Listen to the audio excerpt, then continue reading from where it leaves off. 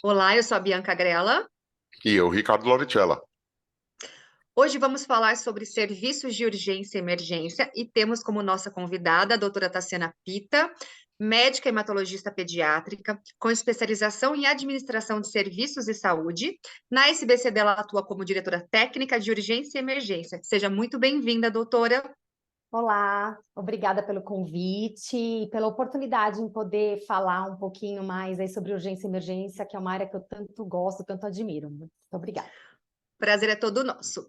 Bom, eu vou iniciar com uma pergunta aqui para você contar um pouquinho para a gente como que funciona a rede de atenção à saúde. As redes de atenção à saúde, na verdade, são 5 redes de atenção à saúde. Nós temos a rede cegonha, nós temos a rede de atenção à pessoa com deficiência, a rede de atenção às pessoas com doenças crônicas, a rede de atenção psicossocial, que são as RAPs, e a rede de urgência e emergência, que é a que nós vamos falar um pouquinho mais hoje, né? Essas redes todas, é muito importante que todos saibam que o que vem sendo aprimorado a cada dia é a interligação dessas redes, né? Cada uma dessas redes que são responsáveis por atenção a diversas linhas de cuidado, a diversas pessoas, elas são interligadas.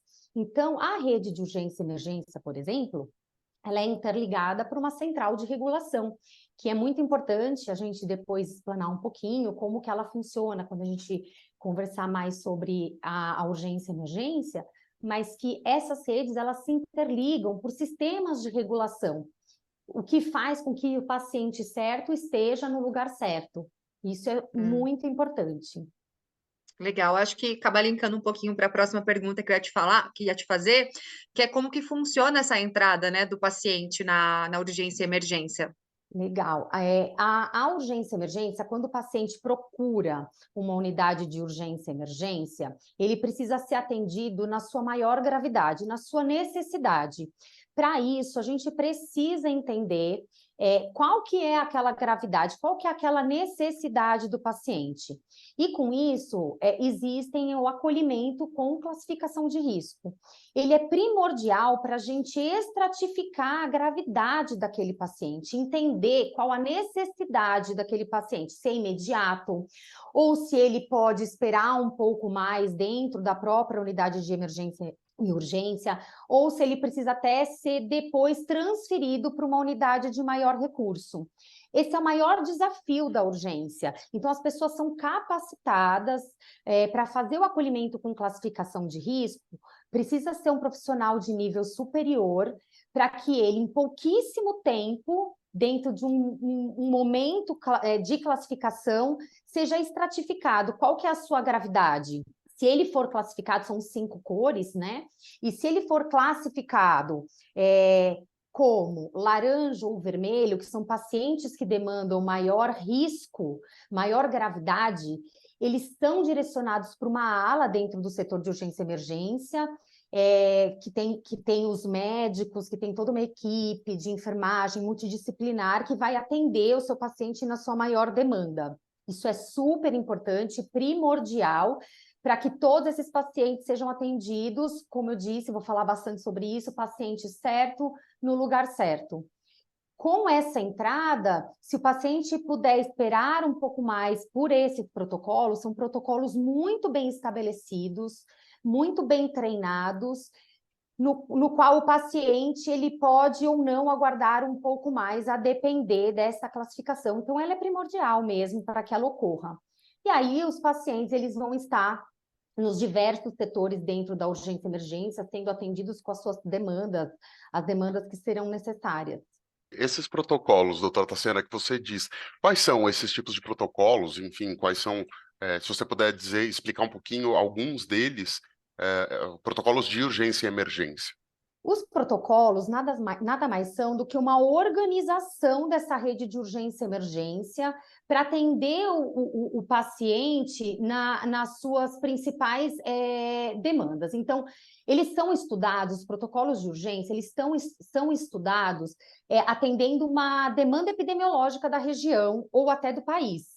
Então, por exemplo, no município de São Paulo, essas demandas são estudadas e dentre as maiores causas de procura em urgência e emergência estão acidentes, causas de violência e doenças cardiovasculares, que são as doenças do coração, doenças cerebrais, e com isso os protocolos de urgência e emergência são direcionados para esse atendimento. Vou te dar um exemplo.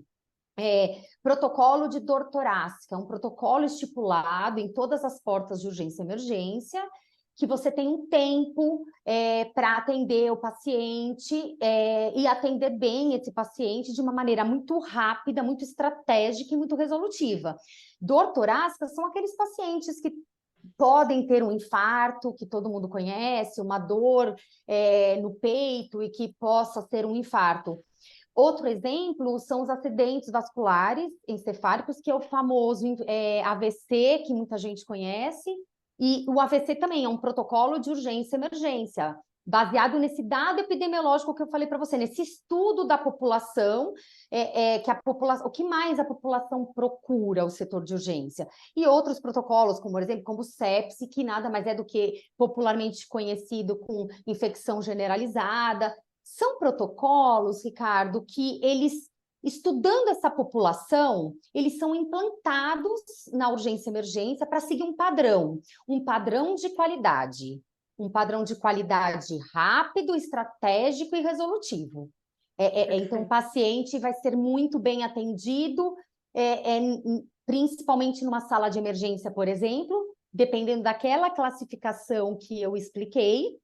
Tendo uma demanda urgente, ele vai ser atendido eu dei um exemplo desses 3 protocolos, mas existem outros. Caramba, super complexo, né? Porque você tem um estudo daquela população para entender o que é prevalente, né? Depois você segue com a criação dos protocolos, claro, sempre buscando a preservação da vida.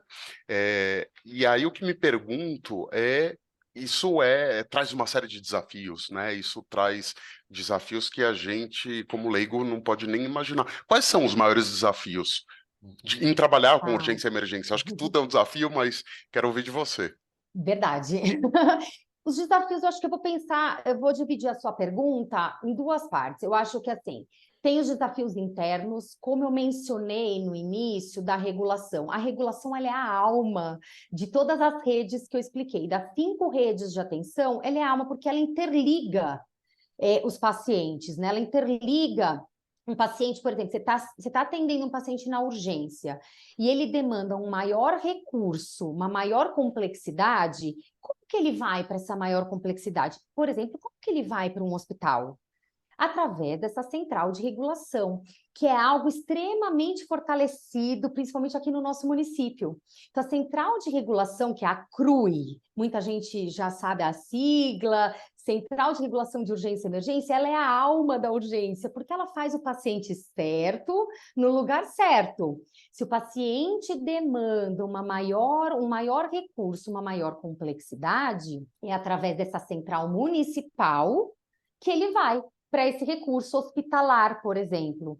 Então, é um grande desafio ter essa central de regulação sempre ativa, 24 horas por dia, de domingo a domingo, é algo, e olhando os casos, olhando cada caso, olhando cada paciente, é um desafio, algo já muito superado, vamos dizer assim, porque realmente funciona e eu acho lindo de ver, me fascina isso, porque imagina, eu digo municipal, então pacientes em qualquer rede. E eu acho que,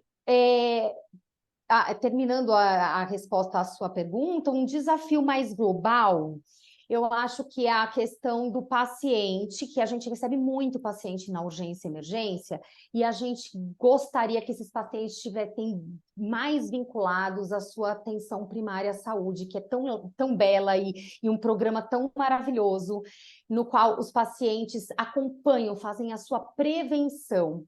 Eles têm o seu médico, eles têm a sua equipe de saúde multidisciplinar para fazer esse acompanhamento. Acho que se tiver que deixar uma mensagem para todo mundo é essa, que o paciente se vincule à sua atenção primária, porque muitas vezes aquela doença que ele acha que não tem sintomas, uma diabetes, uma pressão alta, porque não tem sintomas, ele não se vincula à sua atenção primária, que está lá, com uma equipe toda para te receber, ele não se vincula, ele não vai na consulta por diversos motivos, né? Acho que isso cabe aí um outro podcast. Mas ele não se vincula. E o que a gente vê na urgência? A gente acaba vendo a descompensação desses pacientes, muitas vezes muito jovens, né, numa idade muito produtiva, caindo na urgência e emergência de maneira tão descompensada, e a gente tendo que tratar esses pacientes, às vezes, de uma maneira muito jovem, porque ele não fazia seu acompanhamento. Então, assim, fortalecer, eu acho que o grande desafio da urgência é fortalecer a atenção primária, né? É que, de verdade, os pacientes entendam a importância dessa prevenção, desse segmento, para que a urgência seja cada vez menos utilizada, né? Utilizada por pacientes assim que realmente, infelizmente, né, tem já um desfecho diferente, mas não do jeito que a gente vê hoje. Hoje a gente vê muito atendimento na urgência, muito paciente que, infelizmente, ainda não fazia seu acompanhamento. Acho que esse é o principal desafio da saúde pública, de uma maneira geral. Excelente, excelente. Realmente, prevenção é o melhor remédio, não tenho o que dizer. Deixar os eventos de urgência e emergência para o mais longe possível, né? E de preferência que eles sequer aconteçam. Doutora Tassiana, muito obrigado pela sua participação no nosso podcast aqui, no Fala SBCD, é uma produção da equipe de comunicação da SBCD. E até a próxima. Obrigada, doutora. Obrigada a você. Até a próxima. Muito obrigada mais uma vez pela oportunidade. Até a próxima. Até. Tchau, tchau.